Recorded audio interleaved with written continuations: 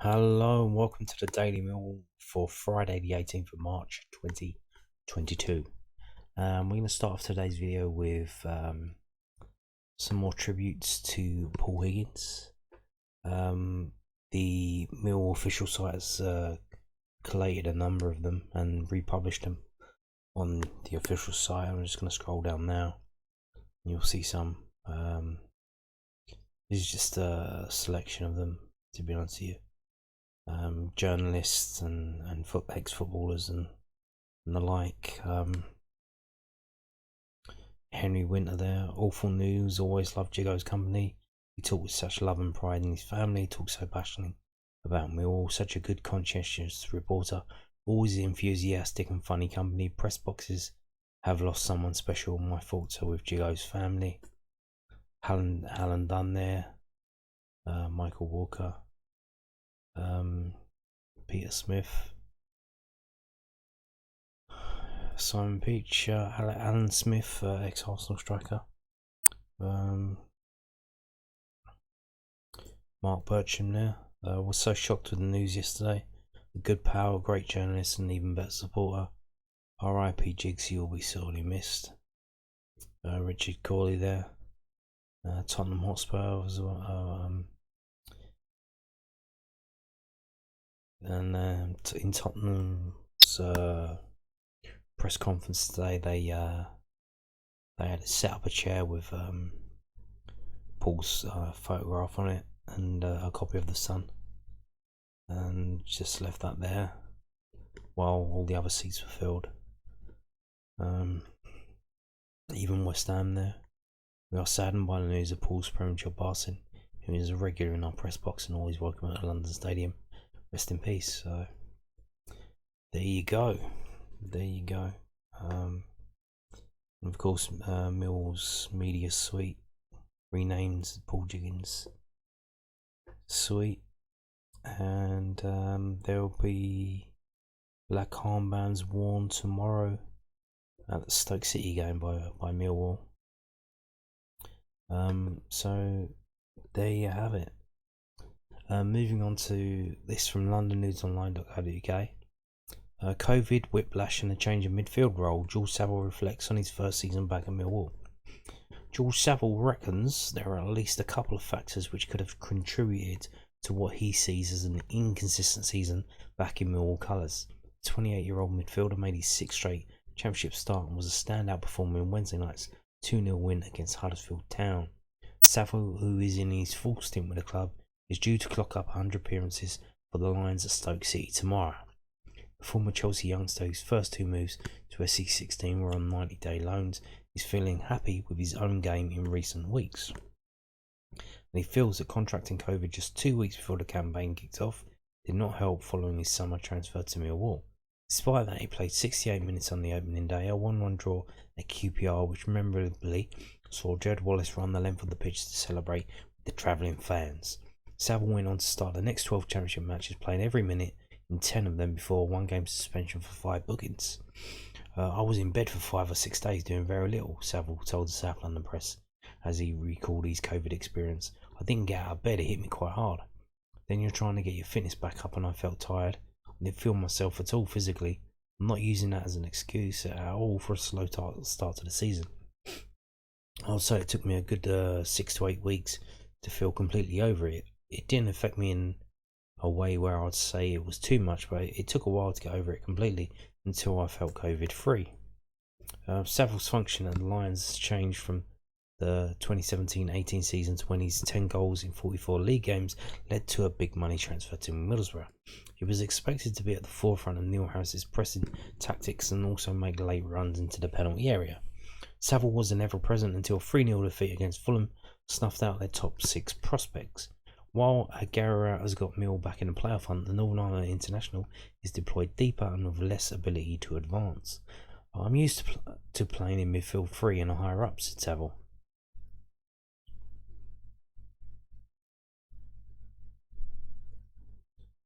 Playing with a 5 at the back means that predominantly it has been me and Bill O'Keefe who have been in there this season, and we've been more of a midfield 2. It's a more disciplined role that the gaffer wants from me.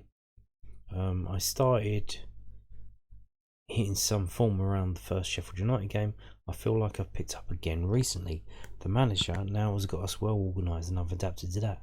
I feel we're in a good mood, a good place as a team and individually as well, where we can go and attack those remaining games.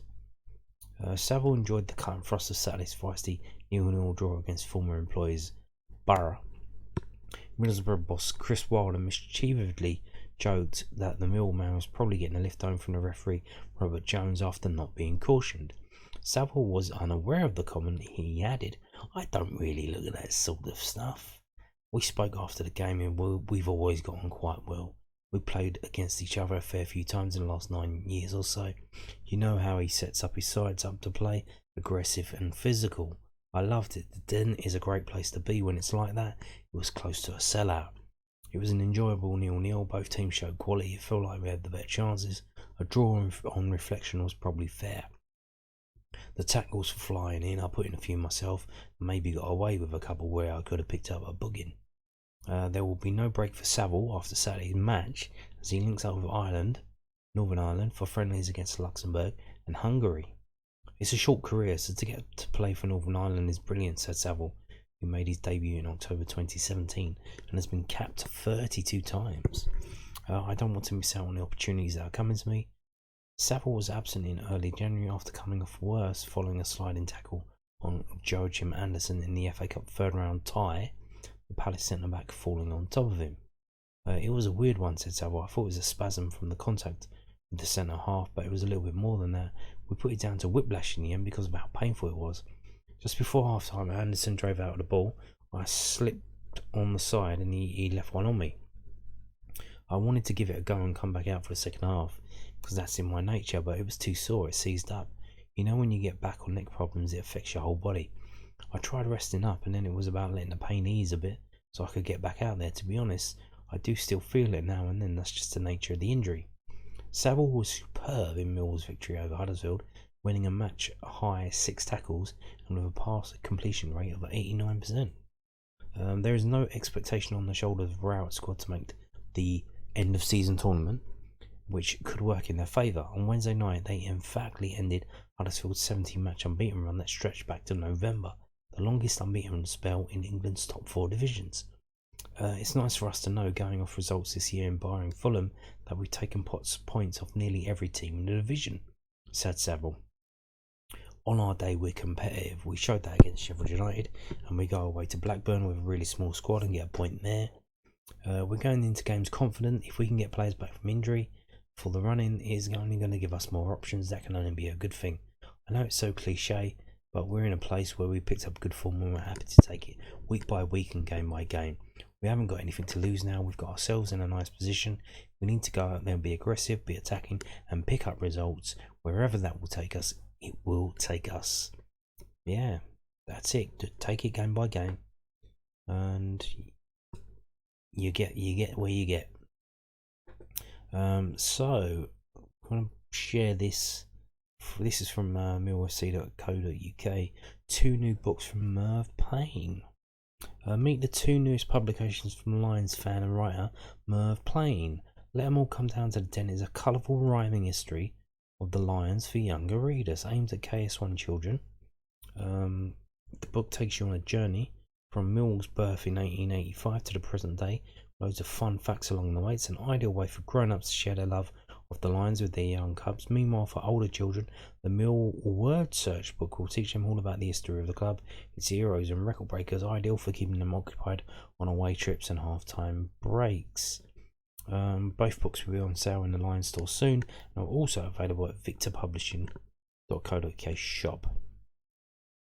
So there you go, interesting stuff there. A bit out of left field, not your typical books that you would see, and kind of weird to see these kind of things being published in March. This would probably be kind of like a thing that gets put out just before Christmas, like a Christmas present kind of thing. But there you go, something there. So the club, I'm not going to get into this too much, but I thought this popped up as well. I thought this was interesting. This is from millwallfc.co.uk. So they're advertising for a Sevenoaks District Football and Sports Development Officer. Now, obviously, the club's going to put the new training ground in West Kingsdown. They're organising a planning application soon. They said that should be coming through this year, and then they hopefully get to start working on it by next year. But it seems they're already full steam ahead with trying to get the community stuff going.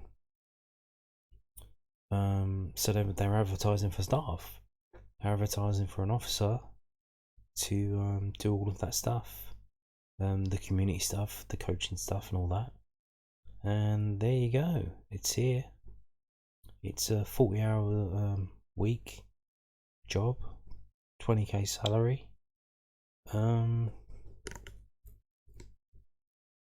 Yeah, so that looks like that's moving forward. So, what came first, chicken or the egg? What comes first? Do we move the training ground to Sevenoaks, and then we start doing this stuff, or do we start doing this stuff first, and then we the training ground will come along afterwards? It seems that they're doing this first. They're doing the outreach. They're doing the community trust stuff. I guess it's near West Kingsdown. I don't know if it's specifically there, maybe it's around that area. There you go. They are moving ahead. Yeah, so it does seem to be making some progress there. Now we're going to move on to this from londonnewsonline.co.uk. Millwall can make it more than 8 hours without conceding at Stoke City. Millwall can make it more than 8 hours without conceding a goal at Stoke City tomorrow, but manager Gary Rowett insists there has been no special focus that's seen them chain together clean sheets. The Lions are just 2 points behind 6th place QPR after an excellent 2-0 win over Huddersfield on Wednesday night. Goalkeeper Bartosz Białkowski has kept 5 successive shutouts, with Millwall taking 20 points from a possible 24. Wow. They also now have the longest unbeaten run in the Championship, 8 matches after ending the Terriers' 17-game undefeated streak. The South Londoners need to keep Stoke out for 38 minutes to move past the 8-hour mark, though in reality it would be fewer if you factored in stoppage time from previous games. It's been fabulous throughout. There have been a couple of those games where we've had to hang on to our hats, like the Blackburn one where the players looked absolutely out on their feet but still managed to keep a clean sheet. There have been others where we played really well and kept a clean sheet, like the QPR game and the one Wednesday night. Sometimes the clean sheets can become a detrimental focus at times. People see you as far more pragmatic and not attacking. The players have tried to get a really good balance. 5 clean sheets have shown what a team effort it has been. I love to sit here and say we've done so much work defensively and trained differently, but we haven't. We've just tried to be a bit more consistent in the way we do it. It's done the trick so far, but I've seen teams do that and then concede a load of goals in the next 5 or 6 games. We certainly can't drop our guard. One of the things we focused on recently is that we've got more points than Fulham over something like 8 or 10 matches. That's testament to the players' hard work. But what we continually need to do is recognise that it's hard work which brings us results, not just pure quality that we can rely on. We have to have a blend of everything. There has been some bloody good football as well. Tom Bradshaw could be back in the squad this weekend. Liverpool winger Shea Yojo was an unused sub against Huddersfield but returned to the matchday squad. We want to get them back so that they're at least available if we're chasing a game late on, etc. But if you don't need those players, you want to try and hold fire and give them another week or a few days of training. That worked quite well with Shea. That will be the same with Brothers. I don't think Giftenberg and Leonard are a million miles behind that either, but they've been out for a while. You can't expect too much. The bench should start looking a little bit stronger, but we also have to be careful that we don't have a bench of players that can only last 15 minutes, because the game doesn't work that way. The aim has been the same. If we can get some back to sit on the bench, then great. But realistically, we want to try and hold fire where we can. until after the international break. We've got a couple of under 23 games which we can hopefully drop some of the injured players in and get some fitness, while the regulars get a little bit of a breather downtime over the international break. Yes, and they have moved that game. They have moved the game next Friday. And there's an away game at Wigan on Monday, the under 23s. There was a game against Colchester at home on Friday the 25th, and it was supposed to be at the training ground. They have moved it to the Den.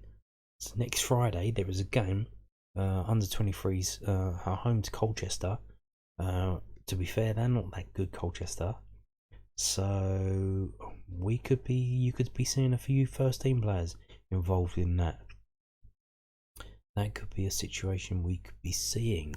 Now I think they're only allowed 3, so yeah, but there you go. So yeah, we got 2 under 23 games next week. One on Monday, one on Friday.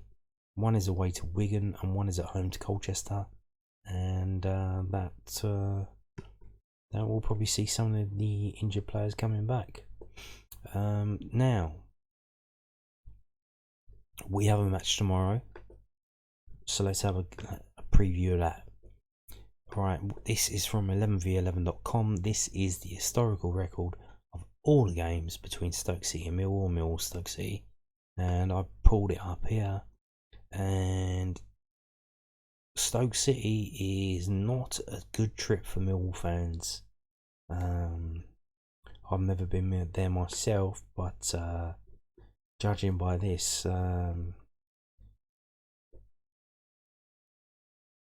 probably wouldn't have been a decent day out, because we have had some absolute stinking results year after year against Stoke City. You can see all the red L's. It actually started off quite well in 1928, drew, and even in from 1930 for 1932, three trips in a row without defeat. Then 1936 we lose 4-0 in the FA Cup. We draw in the League Cup, and then it's just a sea of red, isn't it? We win 2-1 in 1987. We win 2-1 in 1993, and then 5 games on the spin. Defeat. We win in 2002, 1-0. Drew 0-0 the year after, and then again 4 games in a row. Defeat. 4 defeats in a row. Now the 2 most recent trips, however, because Stoke City, they were in the Premier League, they tried, they huffed and they puffed, and they tried to get back up again, but their parachute payments, I think, have gone, they've run out now, so they've had to cut their cloth accordingly, and it's not been going too well for them recently. And you can see the last 2 trips we've had there, we drew 0-0, and the last time out we actually won 2-1. So tide may be turning now. They're not the team they once were, but you can see the sea of red on our travels to Stoke City. It's not a good day out historically for Millwall Football Club. So let's look at more recent form. So we have here the last 6 visits to Stoke City, and it's 4 wins for Stoke, 1 draw, 1 win for Millwall, 1 red card for Millwall as well, and only 3 goals for Millwall. You can see Stoke have kept a clean sheet against us in 4 of these 6 games, and we've only kept 1 clean sheet ourselves. So there you have that. But match facts here: Millwall are undefeated in their last 6 matches against Stoke in all competitions. So I don't know how that works when you got well, let's see one. So that includes home games, obviously, and yeah. So like I said, the tide has turned recently. You can see here Stoke haven't won any games in the last six games between Stoke and Millwall, home and away, so they haven't won, which is interesting. And I think Stoke were the team that I reported on earlier in the year. They hadn't won in London for like 25-30 games or something. They had an absolutely stinking trip to London. I think that, and that's where we beat them in that game in October. But in the last 6 games at Stoke, only the last 2 we haven't lost. Before that, we did lose. We lost all 4 before the last 2. So,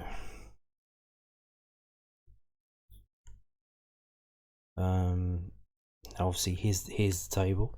Stoke were at one point in the playoff region.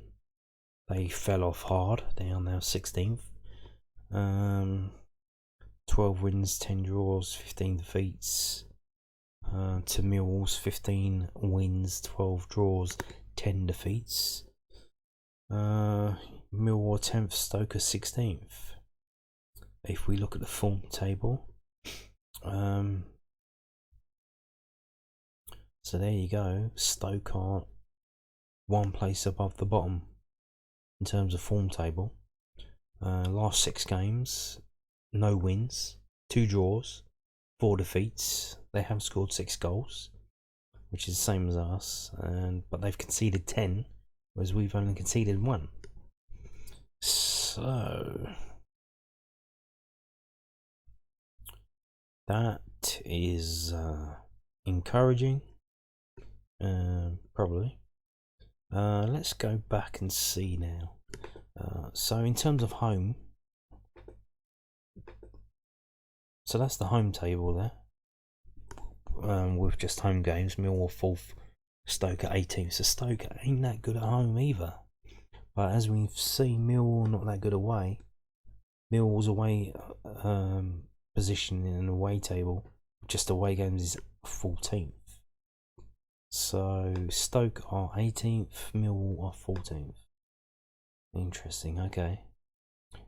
So let's scroll down here and have a look at Stoke's home form and Millwall's away form. As we know, last time out Millwall drew 0-0 at Blackburn.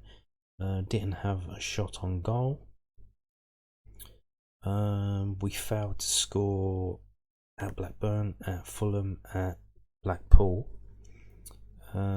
We kept a clean sheet in only in 2 games, Reading and Blackburn. And we've only scored twice against Derby and Bristol City. Okay. Whereas you look at Stoke, now last time out they lost 1-0 to Blackpool.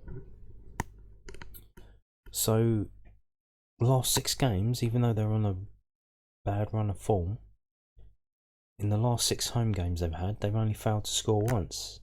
That was in the last game out against Blackpool. They kept clean sheet twice against Wigan and Swansea, although they did have players sent off. They have conceded a lot of goals. They scored 3. They conceded 3 against Fulham. They conceded 2 against Birmingham and Luton. So it's possible that they could score and concede. So we're looking at a draw tomorrow. There's the strengths and the weaknesses. So protecting the lead, very weak. So they might score first and then we might have to come back. Stoke will score from a direct free kick. Stoke will dominate possession. Both are likely, really. Okay. So this is from whoscored.com as well. It's got probable teams, the injury news, blah blah blah. Match facts that we've already read. In-form midfielder Lewis Baker gave Stoke an early lead against Cardiff on Wednesday night. The Potters were typically unstable and conceded twice before the half-time break in a 2-1 away defeat. Michael O'Neill's side have won just 2 of their last 16 league games ahead of the visit of Millwall. Yes, and the fans have turned on him. Could it be another situation where we get the manager to sack if we put in a performance against them and get a result, and then he ends up getting the tin tack? It could be happening. Benicophobia scored a well-taken brace on Wednesday night as Mill produced a ruthless performance against fellow playoff hopefuls Huddersfield. The Lions trailed 6th place QPR by just 2 points after claiming 20 points in the last 24 available. And they predict Stoke 0 and Millwall 1. Interesting. Okay. What does David Pratt think? This is from skysports.com. Yeah, so where the hell are we? How far do I have to scroll down this week? Still going. Here we are. So David Pratt predicts Stoke 0, Millwall 1. So the same as the other mob. Interesting. Okay. I'm gonna predict Stoke 1, Millwall 1.